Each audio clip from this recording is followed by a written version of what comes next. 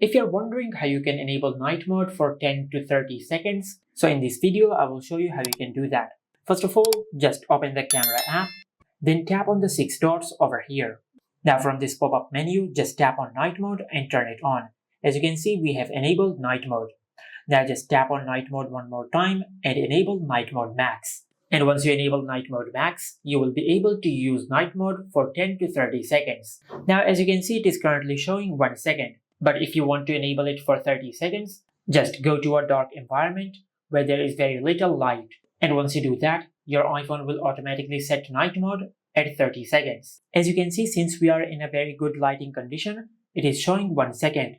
But if I decrease the light getting to the camera sensor, it has increased the night mode duration to 30 seconds. And if I lift my hand, as you can see, it decreased down to 1 second. And once you do that, you will be able to use night mode for 30 seconds. Just like that.